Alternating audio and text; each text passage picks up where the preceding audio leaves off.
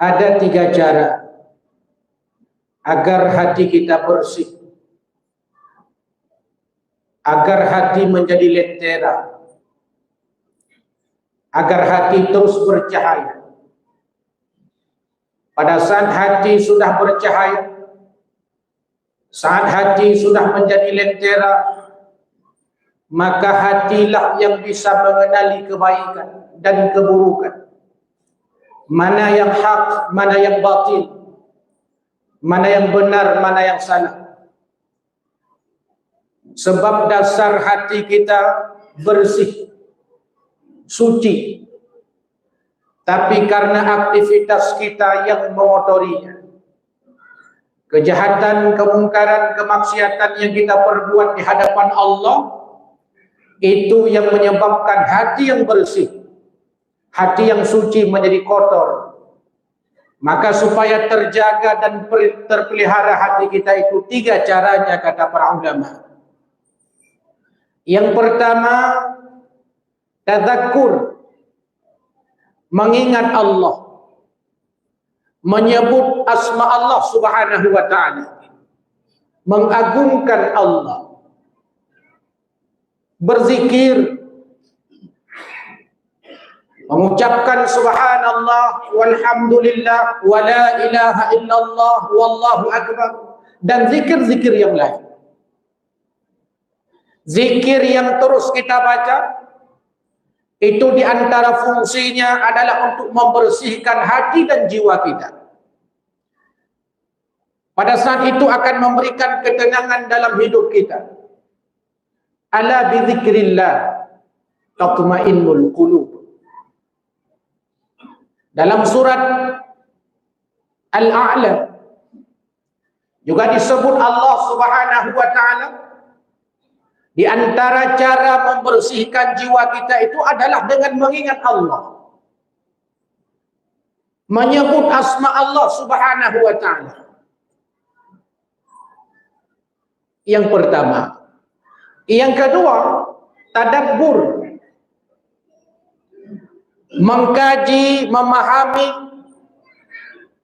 ayat-ayat Allah subhanahu wa ta'ala berupa ayat-ayat qauliyah, firman Allah subhanahu wa ta'ala yang ada dalam Al-Quran. Kita kaji tafsirnya, kita pahami asbabun nuzulnya, kita pahami mana ayat-ayat yang muhkamat, mana ayat-ayat mutasyabihat, mana ayat-ayat yang am, mana yang khas, mana yang makki, mana yang madani, dan seterusnya. Kita baca, kita pelajari, itulah bagian daripada tadabbur untuk membersihkan dan agar hati kita menjadi lentera bercahaya.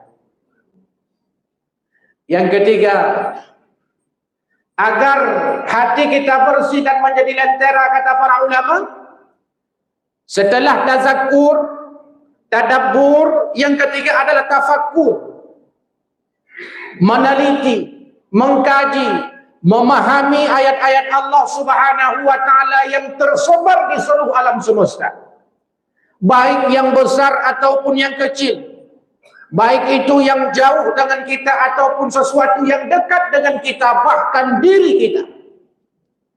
Membersihkan hati pada saat kita bertafakur. Tazakkur sering dilakukan oleh umat Islam hari ini. Tadabbur sering kita lakukan, pengajian tiap malam, pengajian tafsir, pengajian fiqih, pengajian hadis. Yang kurang pada umat Islam hari ini adalah tafakkur, meneliti ayat-ayat Allah yang tersebar di alam semesta. Maka Imam Ibnu Athaillah As-Sakandari dalam kitabnya Matan Hikam, disyarah kitab ini oleh Syekh Ar-Rundi dalam kitab Syarah Hikam. Kata beliau, al-fikratu sirajul qalbi. Tafakkur itu adalah lentera hati. Fa idza dhahabat ata'at lahu. Bila seandainya tidak pernah bertafakkur, maka hati yang suci, hati yang bersih menjadi gelap.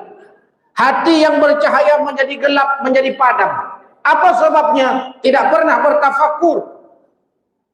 Bukankah Al-Quran mengajarkan kepada kita di antara ciri ulul albab, ciri orang hebat, ciri orang pintar, ciri cendekiawan dalam pandangan Al-Quran, alladzina yadhkuruna Allaha qiyaman wa qu'udan wa ala junubihim. Selalu dia berzikir kepada Allah, baik dikala ia berdiri, dikala duduk, dikala ia berbaring, dalam kondisi apapun. Yadhkuruna fi'lul mudhari'. Apa maknanya? Mutakarrir, berulang-ulang, continue.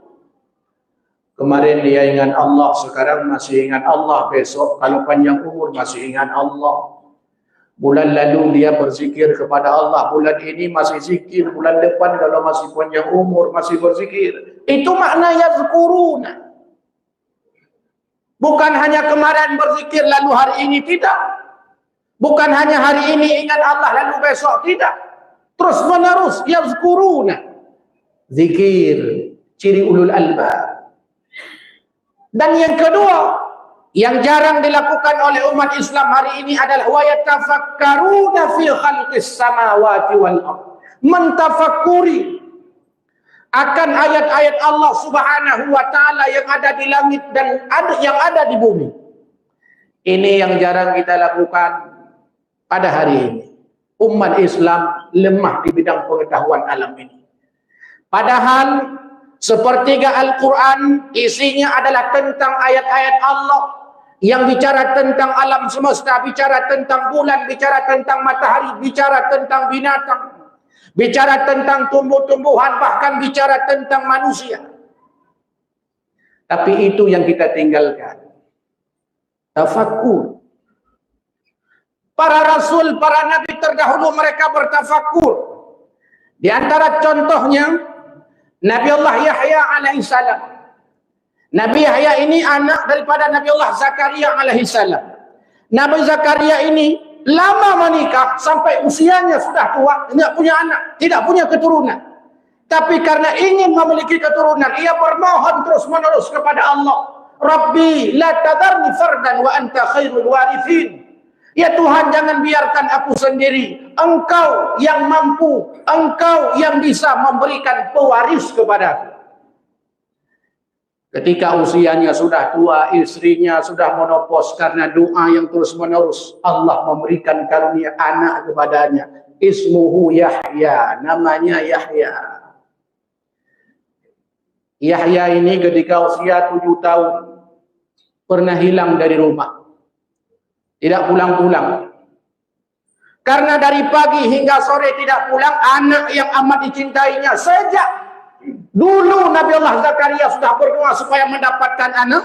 Lalu anak itu tiba-tiba hilang, bagaimana perasaan sang ayah? Susah, gelisah Nabi Allah Zakaria alaihissalam. Beliau mencarinya. Lalu didapatilah Nabi Allah Yahya alaihissalam yang saat itu usia 7 tahun. Sedang berada di sebuah kebun. Sedang menangis. Di hadapannya ada kuburan. Lalu ditanya oleh ayahnya, Yahya, kenapa kau menangis? Ayah, bagaimana aku tidak menangis? Bukankah ini yang ayah ajarkan? Di hadapanku ini ada kubur ayah. Bagaimana nanti aku hidup setelah mati? Bagaimana nanti aku hidup di alam kubur ini? Apakah aku bisa bahagia sebagaimana bahagia hidup di alam kubur? Bagaimana nanti aku setelah mati menghadap Allah Subhanahu wa taala? Yahya usia 7 tahun sudah bertafakkur. Tanya umur kapet 20, 50, 60, 70. Bela dan pegah taklik orang tajam aku bu. Ba urang mati hentam pernah taklik padahal manyet mantang dalam rumah.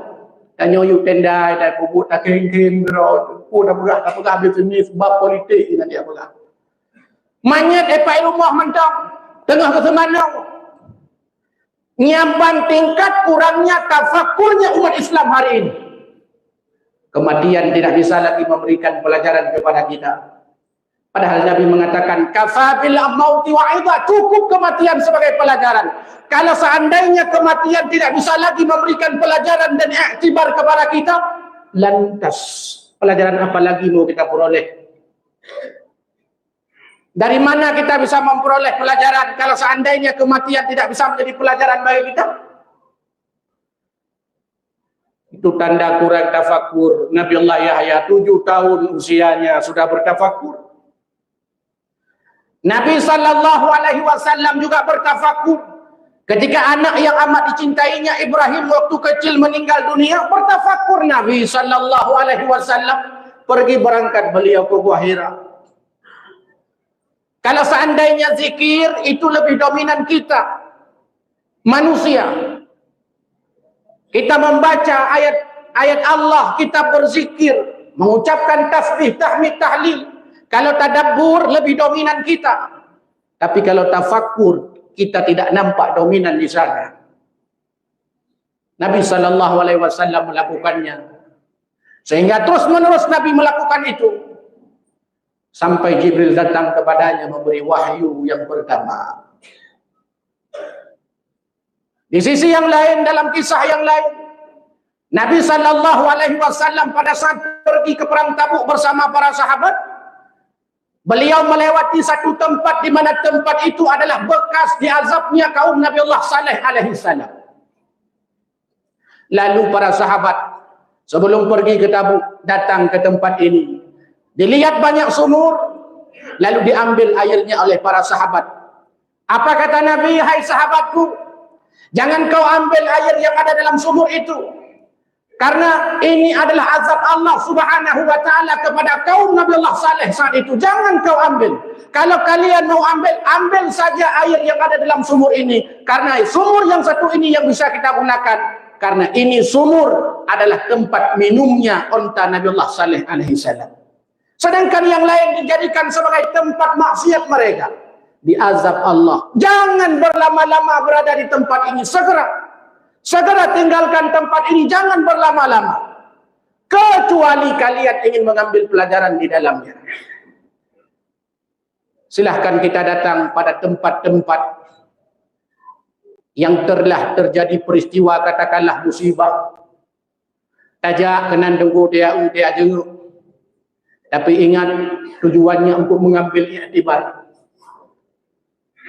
Maka musibah besar dulu yang terjadi di Aceh 2004 tsunami, maka situs-situs tsunami, bekas-bekas peninggalan tsunami, musibah tsunami, mestinya tempat-tempatnya adalah kan tempat selfie tunggu, kan tempat ada foto yang tunggu, kan tempat ya keminan tunggu, bobot ingat mengambil iktibar, mengeluarkan air mata. Bagaimana musibah yang Allah berikan kepada umat Islam, kepada orang Aceh, dan dulu 200.000 lebih meninggal dunia.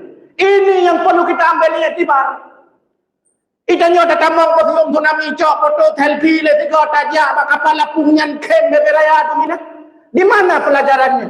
Baru kemarin tsunami itu terjadi, tapi berapa banyak orang hari ini lupa kepada Allah Subhanahu wa taala. Tanyakan kepada anak-anak kita. Saya pernah bertanya kepada mahasiswa semester 2. Kamu ingat tsunami? Enggak apa. Pernah diceritakan oleh orang tuamu? Enggak pernah. Ya, orang tuamu mungkin lupa. Itu ingin mengajarkan kepada kita betapa penting musibah-musibah yang Allah berikan itu bekas-bekasnya sebagai pelajaran.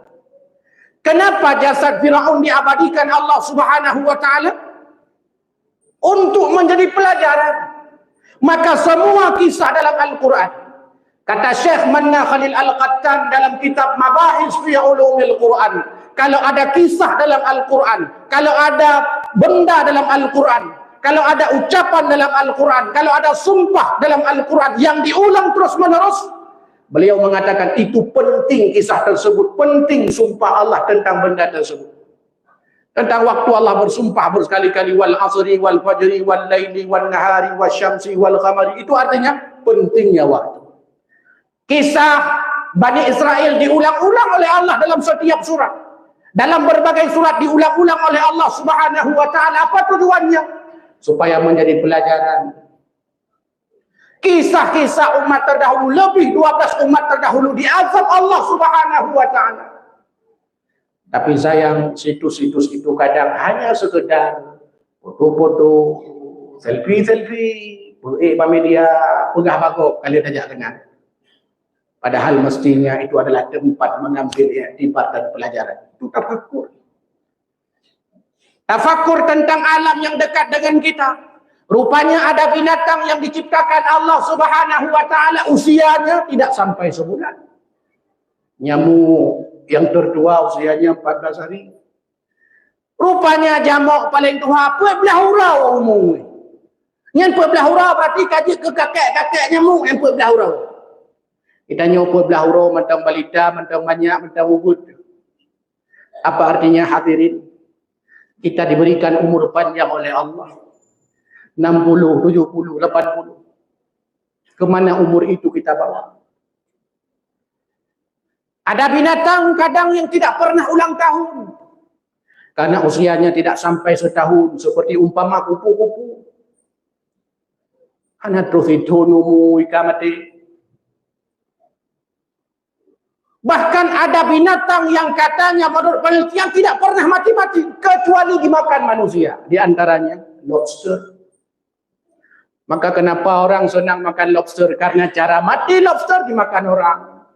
Atau dimakan oleh mangsanya. Ini tadabbur. Nyamuk, kalau seandainya kita tadabbur lalat. Bagaimana Nabi SAW menyebutkan bahwa kalau seandainya dunia ini harganya ada satu sayap nyamuk. Satu sayap lalat, sungguh. Dunia ini tidak akan kuberikan kepada si kafir meskipun seteguk gelas air. Seteguk air dalam gelas. Bayangkan. Maka jangan pernah ukur nikmat Allah itu dengan materi. Jangan pernah ukur nikmat Allah dengan dunia. Jangan pernah ukur nikmat Allah dengan rumah besar, kebun luas, tabungan banyak. Tidak ada harga dunia ini. Tidak ada harga. Kalau ada harga yang harganya hanya sebesar sayap lalat, sungguh kalau kepada orang kafir nggak akan diberikan. Tapi coba searching di Google, siapa orang terkaya di dunia? Orang Islam? Bukan. Di Indonesia ini saja dari 10 orang terkaya hanya 1 orang Islam yang masuk ke dalamnya. Tidak saja dari 10 orang kaya di Indonesia, tidak saja orang Islam. Kafe mendung nyampe orang Islam buat itu. Tanda bahwa untuk menunjukkan bahwa memang dunia ini tidak diberikan kepada kita. Maka orang-orang mukmin tempat dia menikmati kehidupan yang sesungguhnya adalah akhirat. Wal akhiratu khairu wa abqa. Lebih nikmat, lebih lezat, lebih enak. Bahkan disebutkan oleh para ulama berdasarkan hadis-hadis Nabi SAW, rasa manis satu buah yang kita makan saja nanti di surga dilipat gandakan menjadi 70 rasa manis. Pisang ayam 70 buah rasa manis. Iban mameh bodrin 70 buah rasa bodrin. Mana bodrin dalam surga? Gimana?